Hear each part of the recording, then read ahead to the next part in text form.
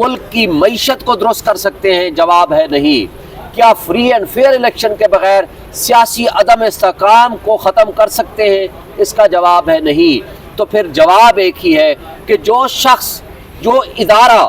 جو لوگ اس ملک کے ساتھ مخلص ہیں، ان کے لیے ایک ہی ہدایت اور نصیحت ہے کہ آئیں اس ملک کی جڑیں کھوکھلی کرنے کی بجائے، اس ملک کے اکائیوں کو کمزور کرنے کی بجائے آئیں ہم مضبوطی کے ساتھ اس ملک کو مضبوط کریں، اور اس کا واحد حل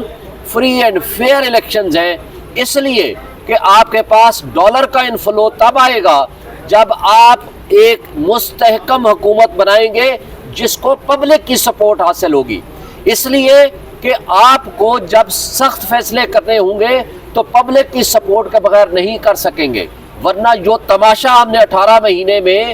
پی ڈی ایم کی حکومتوں کے درمیان دیکھا، اس ملک کو ڈیفالٹ کے قریب لے گئے، تو اس سے زیادہ بدتر صورتحال ہوگی، کیونکہ لولے لنگڑے اور سیاسی یتیم اگر ہمارے سروں پہ مسلط کرنے کی کوشش کریں گے تو اس کا انجام یہ ہوگا کہ آج آپ کا ڈالر انفلو بند ہو گیا ہے،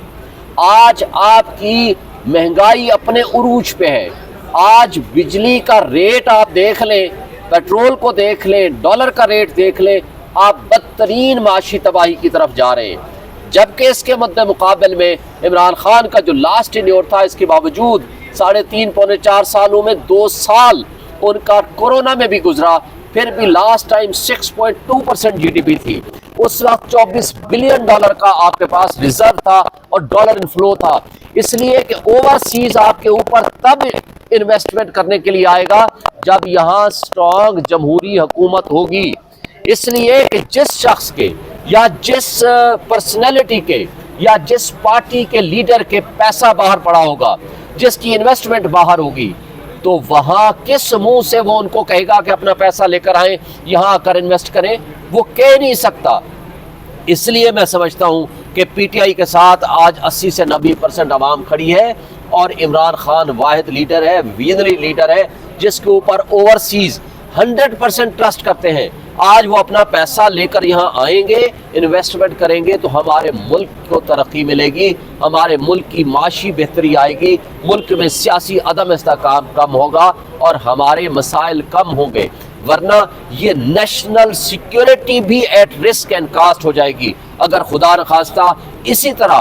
ایک شخص عمران خان کی دشمنی میں تمام اداروں کو یرغمال بنا لیا گیا ہے، اور تمام ادارے باندی بن کے مافیا کے سامنے سرنگو ہو کے کھڑے ہوئے ہیں، اور یہ قابل افسوس بات ہے۔ اس سے ہماری ملک کو نقصان ہوگا، ہماری معیشت کو اور 25 کروڑ عوام کو نقصان ہوگا۔ شعیب شین سے بتائیے گا، نہ بلہ مل رہا ہے، نہ وکٹیں مل رہی ہیں، نہ پچ مل رہی ہے، نہ فیلڈ مل رہی ہے، نہ لیول پلینگ مل رہی ہے، چھکا مارتے ہو تو پیچھے سٹمپ آؤٹ ہو جاتے، یہ کشتی بھنور اور پھنسی کیسے نکالیں گے؟ آج بھی تھر تھر کانپ رہے ہیں وہ لوگ جو ہمیں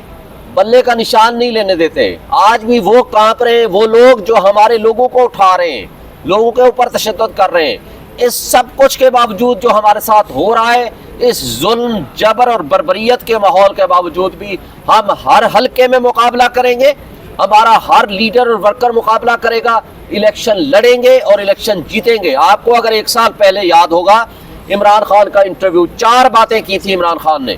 نمبر 1 کہ یہ لندن پلان کے تحت یہ مجھے جیلوں میں بند کریں گے۔ نمبر 2